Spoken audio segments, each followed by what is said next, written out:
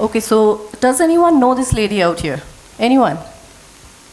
What about my students out there? Does anyone know? Okay, so she's Michelle Obama, and she was the first lady. And what she said out here is actually correct. The biological clock is real. You know, the depletion of eggs, it's real. Women till date, today we are living in the 21st century, and we women, our success is still being judged by either our marital status or our ability to reproduce, to have babies. Namaste. I'm Dr. Nikita Dhakal. I'm a gynec plus a fertility expert. By fertility expert, I mean we make babies for a living. Yeah. So that's going to be my topic today. I'm going to tell you how we can pause the biological clock. Not literally stop aging, but, you know, just pause it by oocyte freezing or egg freezing. So by science, I'll walk you through this wonderful journey in which science will tell us how we can do this, how we can pause the biological cycle, and what all is done in this. So we can take control of this. And so what actually is your biological clock? First, let's talk about that. When we are born with around 1 to 2 million of eggs. Once we reach our puberty, the eggs start depleting, and you have only about maybe 3 to 5 lakh eggs reserved in your ovaries.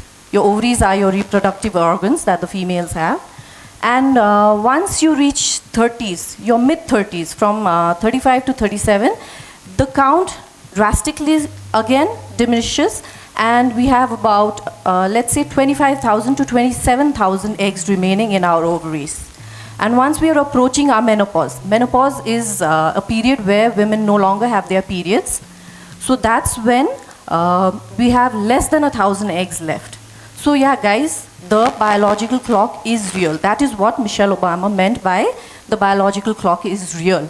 This is how fast our eggs are depleting. Okay, so, you know, let's do an exercise. Let me see if you guys are sleeping or if you can hear me. So shut your eyes, especially you young ladies, you young dynamic ladies out there. Close your eyes for about 5 seconds and imagine yourself around, let's say, 10 to 12 years from today. 5 seconds. Close your eyes. I can see everyone's eyes open. Okay, I need a volunteer now. Can anyone volunteer? A female, a lady, young lady, the head girl of any school? Can someone volunteer? Raise your hand. Okay. What's your name? Can she have the mic, please? Jessica. Okay, Jessica, how old are you today? You're 14. Okay, so from around 10 to 12 years from now, you're going to be, let's say, how old? 24, 26? Do you have a backup plan? Do you know what you're going to do next 10 years? What you're going to be?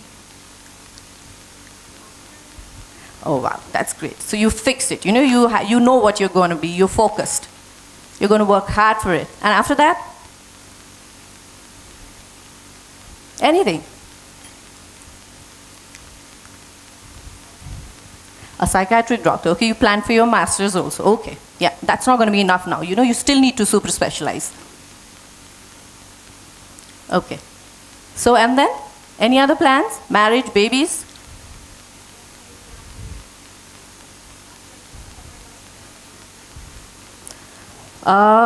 By the time you're 24 to 25, you're going to clear your MBBS and then start preparing for your MD.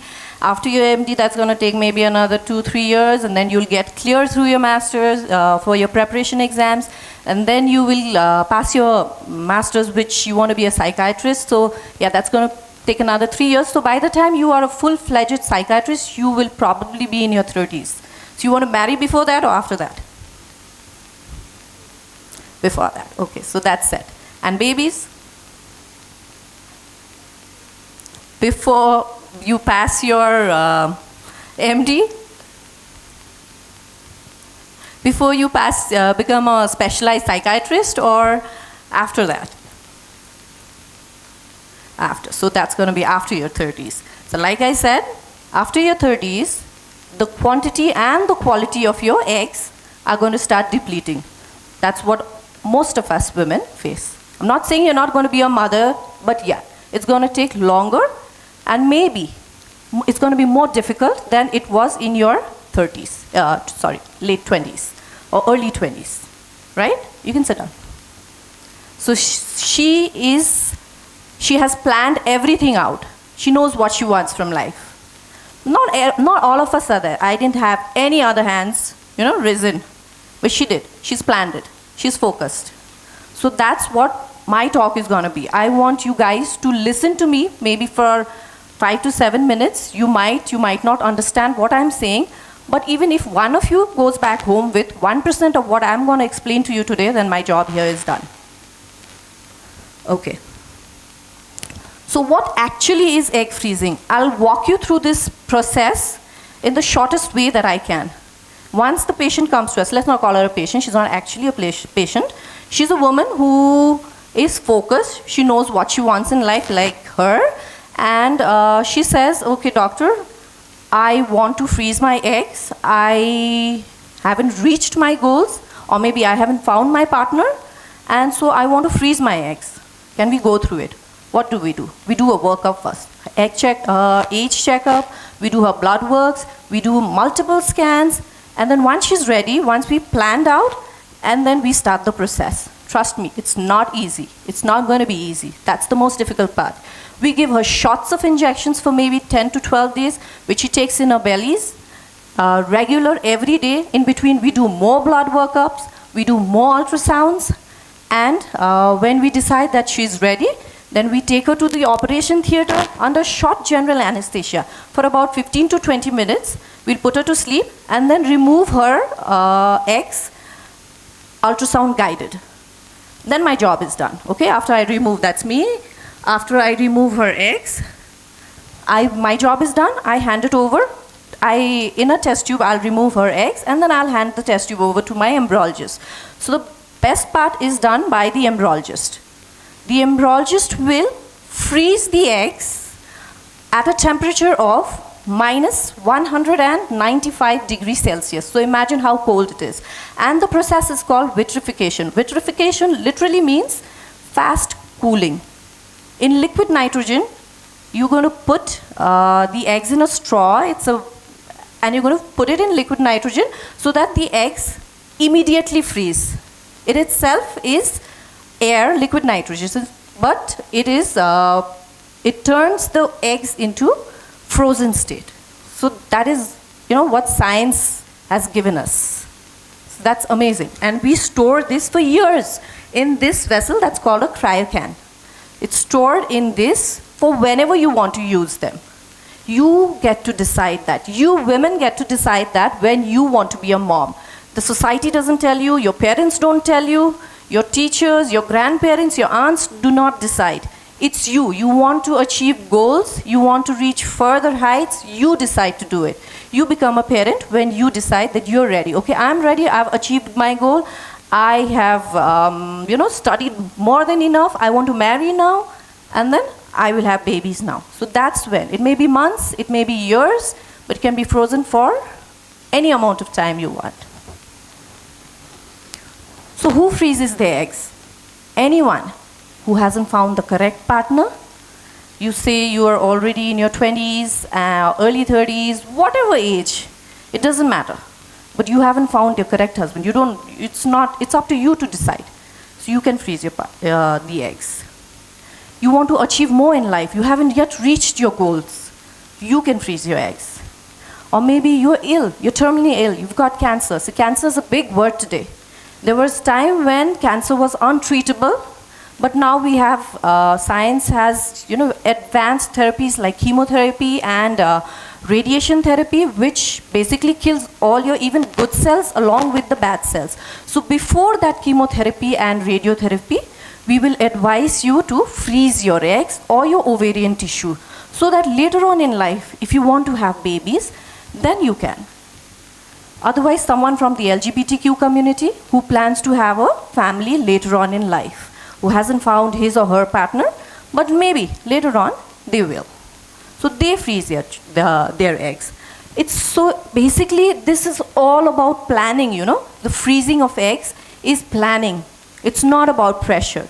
Don't let anyone pressurize you. Your parents, your aunts, your uncles, they'll come to you. Once you reach the age, let's say you have reached a certain age, you're 28, you're 29, you've done everything in life. You've studied so hard, you've become the youngest entrepreneur in your family, or maybe the only doctor or engineer or CEO, DCO, you've done all of that. But still, a woman will always be called a failure if she doesn't have a baby. And that is where we are, lagging behind. Women are today walking alongside their male partners, but still they will be a failure if they cannot have a baby. Earlier it was, always the woman was judged. Okay, she is the one. It's always a woman's fault if you can't have a baby. But today we know it's both male and female. Both are 50-50 equally at fault. We cannot blame the woman for it. So when you have time, you do your egg freezing. So who knows? I'm sure no one could recognize my Michelle Obama, but I'm sure all of you recognize these women out here. Anyone? Yes? Anyone in the audience?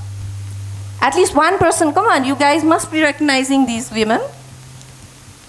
Okay, great. So the first one is Priyanka Chopra. Yeah? She froze her eggs in her early 30s. Her mother was a gynac, so she advised her. At that time, she was at the peak of her career. She wanted to not only rule Bollywood, but also go to Hollywood. And she did that. She froze her eggs. Now she has a beautiful baby. The other one is Ekta Kapoor. She's one of the most famous female producers of Indian industry. And she's got a son by freezing her eggs. The other one, I'm sure everyone knows. Who doesn't know Rakhi Sawant? So yeah, so Rakhi Sawant, although late, she still managed to freeze.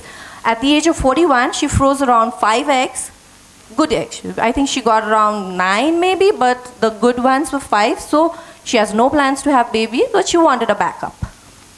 Let's go to Hollywood. So you know her, the Twilight girl. Everybody knows her. Everyone's watched the movies. Yeah.